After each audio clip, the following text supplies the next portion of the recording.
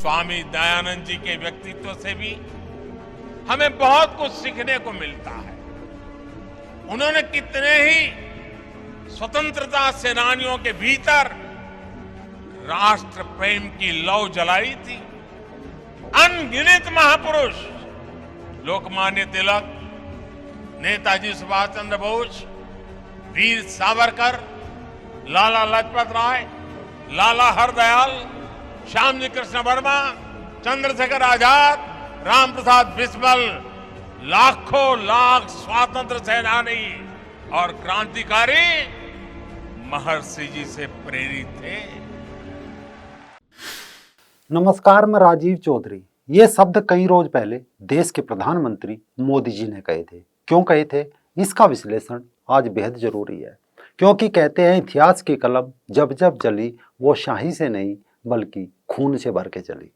जिस तुर्की में आज भूकंप है, इसी तुर्की में आज से करीब 100 वर्ष पहले इस्लाम का एक खलीफा बनाने की जद्दोजहद चल रही थी।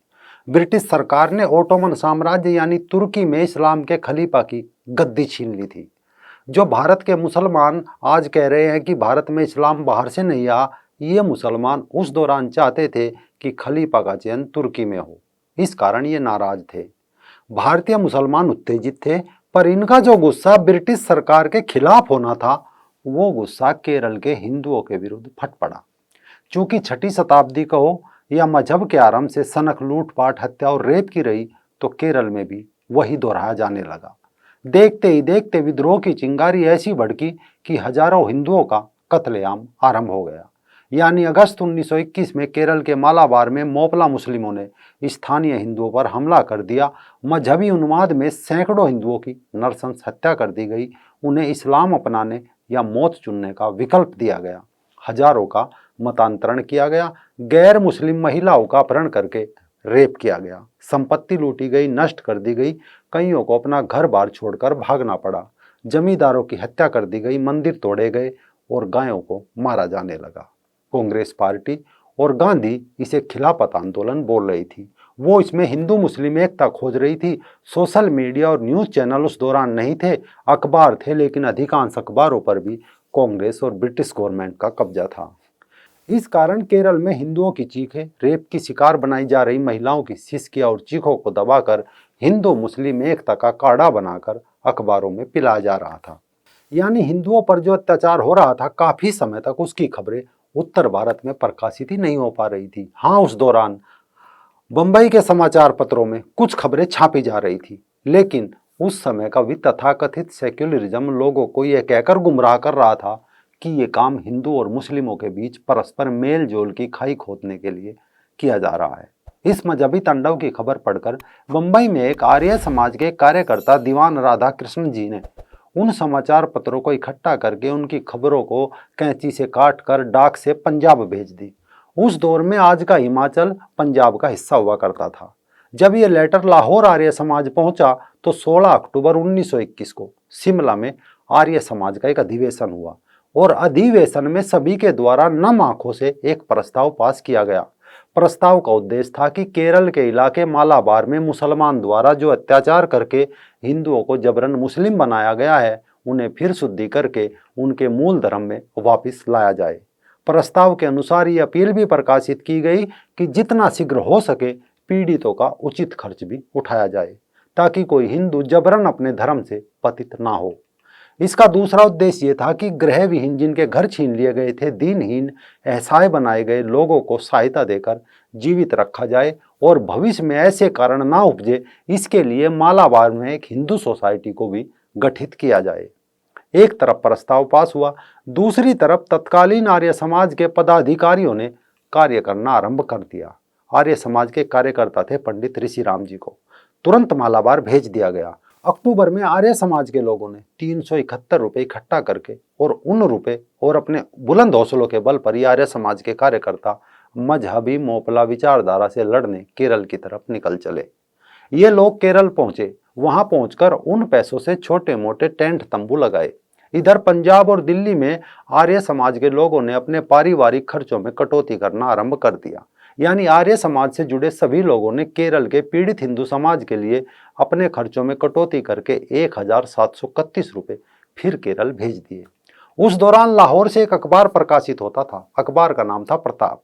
इस अखबार ने कांग्रेस और गांधी के विचारों का खंडन करते हुए सच्ची खबर छापना शुरू कर दिया।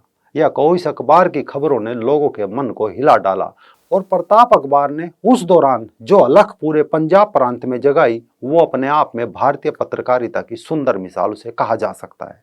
उधर केरल में 29 नवंबर तक आर्य समाज के लोगों ने अपनी पूरी ताकत से लोगों को जोड़ना आरंभ कर दिया, लेकिन वहां के हिंदू मोपला विद्रोही या मुसलमानों से इस कदर डरे हुए थे कि राहत कैंपों में आने से कतरा रहे थे। ये सब देखकर पंडित ऋषिराम जी ने वहां की स्थानीय भाषा में कुछ पंपलेट प्रकाशित कराए। अनेक हिंदू जातीय संगठनों की सभाओं में जाकर व्याख्यान दिए, लोगों को समझाया कि जिन हिंदुओं को मुसलमान बनाया जा चुका है, आर्य समाज द्वारा उनकी शुद्धि करके उनको वापस अपने मूल सनातन धर्म में वापस लाया जाएगा। इसका नतीजा ये हुआ कि लोग राहत कैंपों में धीरे धीरे आने लगे। जब केरल में ये सब हुआ, इधर लाहौर में एक दूसरा अखबार था, आर्य गजट। इसके मालिक को या संपादक थे लाला खुशाल चंद जी। इनके साथ थे पंडित मस्ताना जी। ये लोग केरल में शुद्धि के इस कार्य से काफी उत्साहित थे, तो इन्होंने लाहौर, बलूचिस्तान, जो उस समय भारत के हिस्से थे, ऐसे अनेक इलाकों में केरल के हालात पर सभाएं आयोजित करना आरंभ कर दिया। क्योंकि केरल के मालाबार की दशा ये थी कि घरों से भागे हिंदुओं के खेत खाली पड़े थे, कुछ घर जले थे, कुछ जले घरों का शमशान बना था। 12 अक्टूबर 1922 तक आर्य समाज से जुड़ा बच्चा बच्चा तन मन धन से इस पावन कार्य में आर्थिक सहयोग करने लगा, जिस कारण वहां 70,911 रुपए खर्च किए जा चुके थे। नतीजा लगभग 3,000 से ज्यादा हिंदुओं की शुद्धि करके उन्हें वापस अपने मूल धर्म में लाने का काम भी हो चुका था। मालाबार से कालीकट भागे हिंदुओं को वापस उनके घरों में बसा जाने लगा था। यानी आर्य समाज के लोग वहां शुद्धिकरण का कार्य बड़ी तेजी से कर रहे थे, परंतु मुसीबत बहुत भारी थी। एक काम करने वाले लोगों की भारी कमी थी, यानी जबरदस्ती मुस्लिम बनाए गए हिंदुओं की सुध लेने, उनके विषय में जरूरी काम करने के लिए आर्य समाज के लोगों जैसा अनुभव वहां नहीं था। केरल में काम कर रहे आर्य समाज के कार्यकर्ता लेटर में अपने काम और प्रॉब्लम्स भी बार बार लाहौर लिख रहे थे। इस कारण एक बार फिर आर्य प्रादेशिक सभा पंजाब, सिंध, बलूचिस्तान और लाहौर ने मिलकर मालाबार के पीड़ित हिंदुओं को सहायता देने और जबरदस्ती मुस्लिम बनाए गए हिंदुओं को पुनः हिंदू बनाए जाने के लिए एक प्रस्ताव पास किया, जिसमें डीएवी कॉलेज के संस्थापक महात्मा हंसराज जी ने एक अपील भी प्रकाशित की। अपील के कुछ अंश इस तरह थे। यह गुप्त रहस्य प्रकट हो चुका है कि मालाबार में मोपला लोगों ने हिंदुओं के साथ घृणित क्रिया की है। इस बात को सरकार और कांग्रेस दोनों की ओर से स्वीकार भी किया गया है। अतः अब इस पर संदेह नहीं रहा। हाँ, मतभेद इस बात पर है कि कितने हिंदुओं पर अत्याचार किया गया है। कोई 3,000 कहता है तो कोई 500। संख्या कितनी भी हो, परंतु इस बात से तो इनकार नहीं किया जा सकता कि मुसलमानों ने कुछ नहीं किया है। मुस्लिम नेताओं ने इसे इस्लाम के खिलाफ बता निंदा कर रहे हैं, पर निंदा करने से इस भारी जनधन और धर्म की क्षतिपूर्ति नहीं हो सकती। हिंदू नेताओं और मठाधीश जबरन पतित किए गए लोगों की घर वापसी की आज्ञा देकर सुगमता प्रस्तुत कर रहे हैं। यदि इस समय हिंदुओं में सम्मिलित होकर अपनी पूरी शक्ति के साथ हिंदुओं को वापस अपनी गोद में ले लिया तो भविष्य में उन लोगों का दोबारा साहस नहीं होगा, क्योंकि वह समझेंगे कि हिंदू भाई अपने भाइयों की हर प्रकार से सहायता करने के लिए तैयार है। मैं अपने हिंदू भाइयों से अपील करता हूं, जिनके हृदय में अपने पवित्र धर्म के लिए श्रद्धा और प्रेम है और जो अपने धर्म की लाज रखने के लिए अपने भीतर कोई भाव रखते हैं, अपनी सहायता का हाथ आगे बढ़ाएं, ताकि हम अपने भाइयों की सहायता शीघ्र से शीघ्र कर सकें। हंसराज, प्रधान आर्य प्रादेशिक प्रतिनिधि सभा, अनारकली, लाहौर।